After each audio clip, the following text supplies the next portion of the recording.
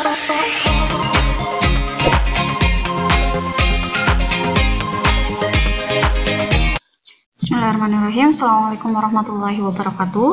Oke, di sini saya akan melanjutkan ya pembahasan mengenai aplikasi dari turunan fungsi aljabar, yaitu menentukan nilai dan jenis stasioner.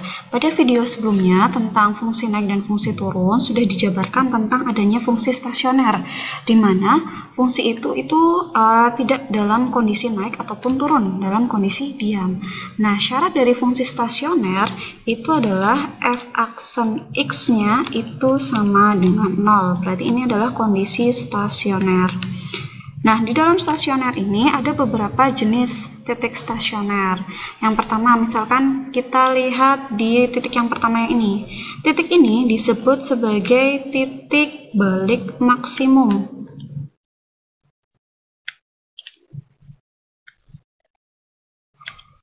Kenapa disebut sebagai titik balik maksimum? Titik balik maksimum ini berarti dia perubahan dari fungsi naik ke fungsi turun. Itu namanya titik balik maksimum. Kemudian kita lihat titik yang kedua. Titik yang kedua itu adalah perubahan dari fungsi turun, kemudian dilanjutkan lagi ke fungsi turun. Nah, karena ini tidak ada perubahan dari fungsi naik fungsi turun tetap, maka ini disebut sebagai titik belok. Begitu juga yang ini ya, titik yang ketiga, itu kan tidak ada perubahan dari fungsi turun, berubah lagi menjadi fungsi turun, maka ini disebut sebagai titik belok. Kemudian titik yang selanjutnya, titik yang keempat, ini adalah perubahan dari fungsi turun ke fungsi naik, maka titik ini disebut sebagai titik balik minimum.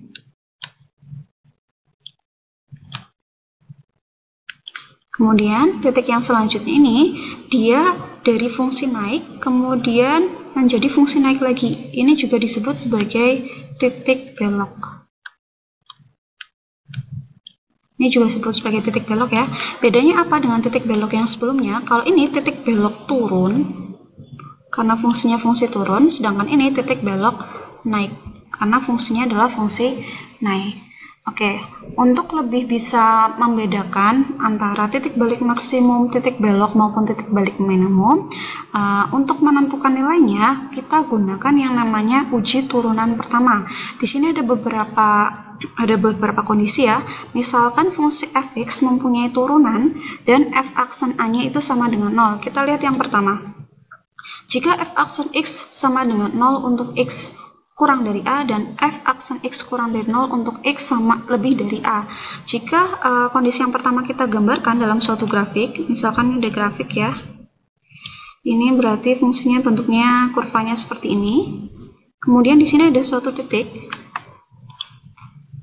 Ini ada titik. Titiknya ini berarti tepat di A, x sama dengan A.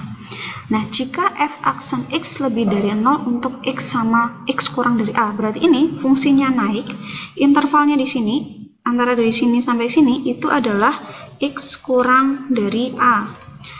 Kemudian, ada f aksen x kurang dari 0, berarti ini ada fungsi turun.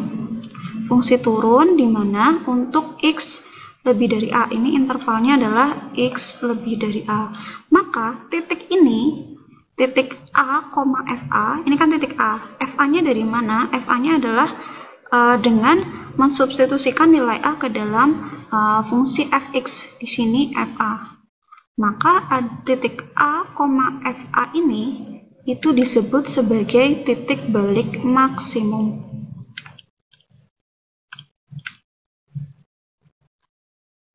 Kemudian yang kedua, kondisi yang kedua, misalkan kita gambarkan lagi ya. Kondisi yang kedua, misalkan ada suatu kurva bentuknya seperti ini, kemudian di sini ada titik A. Jika f aksen x kurang dari 0 dan untuk x kurang dari A, f aksen x kurang dari 0 berarti kan dia ini fungsi turun. Intervalnya dari sini sampai sini itu adalah x kurang dari A.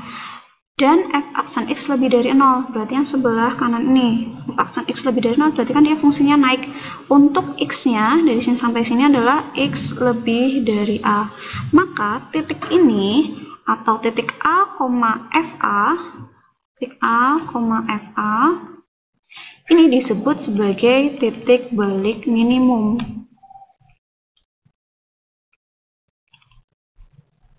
Ya, berarti ini disebut juga sebagai titik koordinat A, FA. Nah, sedangkan kondisi yang ketiga, kita gambarkan di sini.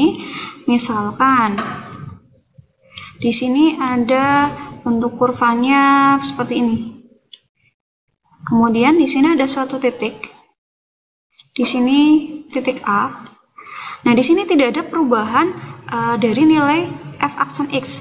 Berarti misalkan ini dari fungsi turun, kok berubah hanya menjadi fungsi turun? Berarti kan tidak ada perubahan tuh. Tetap fungsi turun, kemudian menjadi fungsi turun lagi. Maka titik ini, titik A, FA ini disebut sebagai titik belok.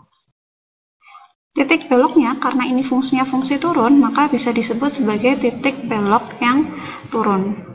Ini FA-nya di sini.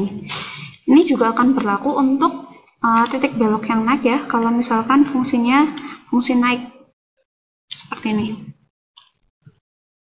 Ini berarti di titik A, titik ini, titik A, FA itu disebut sebagai titik belok naik.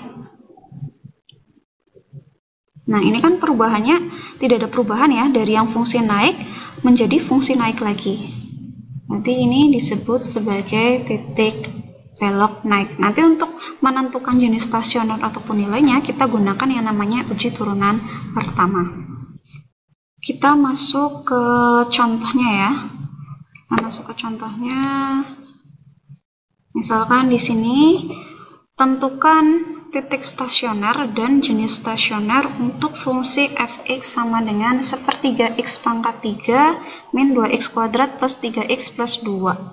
Nah, sebelumnya kembali lagi bahwa syarat dari suatu fungsi stasioner, maka f aksen x-nya itu sama dengan 0. Berarti kita tentukan f aksen x-nya dulu. F aksen x-nya berarti di sini x kuadrat min 4x plus 3. Karena syaratnya f aksen x-nya sama dengan 0, maka x kuadrat min 4x plus 3 sama dengan 0. Maka untuk menentukan titik stasionernya dapat kita gunakan, ini kita faktorkan terlebih dahulu ya. Berarti x-nya di sini min 3, sini x-nya min 1. Berarti x-nya sama dengan 3 atau x-nya sama dengan 1. Seperti ini. Nah, titik stasioner kan kita sudah menentukan nilai x-nya. Yang karena titik stasioner itu merupakan suatu titik koordinat, yaitu berupa x, y, maka ketika sudah ada nilai x-nya, maka kita tentukan nilai y-nya. Untuk x sama dengan 3, maka untuk menentukan nilai y, berarti nilai x sama dengan 3 ini kita substitusikan ke dalam fungsi fx-nya. Karena kan fx itu setara dengan y. Berarti y-nya itu sama dengan sepertiga dikalikan 3 pangkat 3 min 2 kali 3 kuadrat plus 3 kali 3 plus 2. Seperti ini ya. Berarti ini hasilnya 27 bagi 3, 9. Ini ya, 9 min, ini 9 kali 2, 18, plus 9 plus 2, maka hasilnya 2. Maka untuk titik stasioner yang pertama itu adalah 3,2. Sekarang titik stasioner yang kedua, untuk x sama dengan 1, maka y-nya itu sama dengan sepertiga dikalikan 1 pangkat 3 min 2 kali 1 kuadrat plus 3 kali 1 plus 2. Berarti ini sama dengan sepertiga min 2 plus 3 plus 2. Maka hasilnya 3 sepertiga. Maka titik stasioner yang kedua itu adalah 1,3 sepertiga. Nah, kita akan tentukan jenis stasionernya. Dari kedua titik ini, apakah ini termasuk titik balik maksimum, titik balik minimum, ataukah sebagai titik belok? Nah, bagaimana cara menentukannya? Kita kan di sini sudah tadi menentukan nilai x-nya sama dengan 3 sama x-nya sama dengan 1. Anggap x sama dengan 3 dan x sama dengan 1 ini sebagai batas nilai x intervalnya. Berarti kita gunakan bantuan garis bilangan. kita gunakan bantuan garis bilangan. Di sini ada 1 dan juga 3. Seperti ini ya. Nah, kita tentukan daerahnya.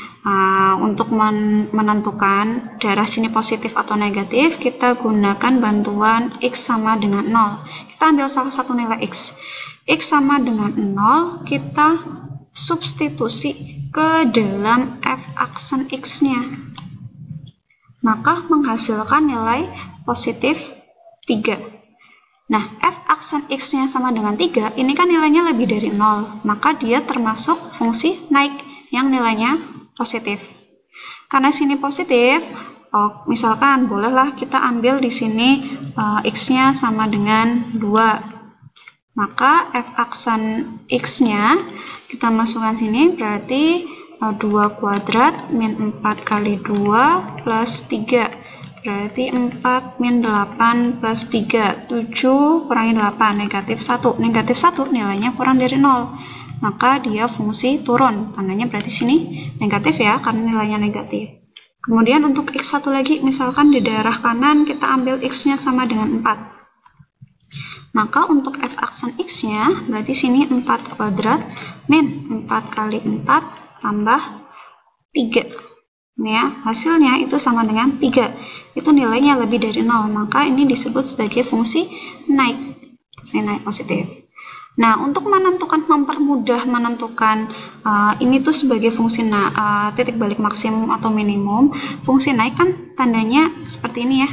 Kalau fungsi naik bisa kita ibaratkan, oh dia fungsinya naik, kemudian ini fungsinya turun, kemudian ini naik. Ingat lagi tadi yang di atas ya, apabila kita lihat penggambarannya, kalau dia perubahan dari fungsi naik ke fungsi turun, maka titik ini disebut sebagai titik balik maksimum. Berarti di sini itu adalah titik maksimum. Sedangkan perubahan dari fungsi turun ke fungsi naik ini adalah disebut sebagai titik balik minimum. Berarti sini sebagai titik balik minimum. Maka dapat disimpulkan bahwa ketika X-nya sama dengan 1, maka di situ sebagai titik balik maksimum. Ketika X-nya sama dengan 3, berarti dia sebagai titik balik minimum. Maka 1,3/3 ini disebut sebagai titik balik maksimum. Sedangkan 3,2 itu disebut sebagai titik balik minimum. Nah, kalau misalkan yang ditanyakan nilai stasionernya itu berapa? Nilai stasioner itu sama saja dengan nilai FA atau nilai Y-nya. Ini kan tadi kita sudah punya titik stasionernya 3,2. Maka yang disebut sebagai nilai stasioner berarti ini 2 dan 3/3-nya. Gitu ya. Oke, mungkin itu sedikit penjelasan ya mengenai nilai dan jenis stasioner. Semoga mudah dipahami dan dapat diterima. Sekian, wassalamualaikum warahmatullahi wabarakatuh.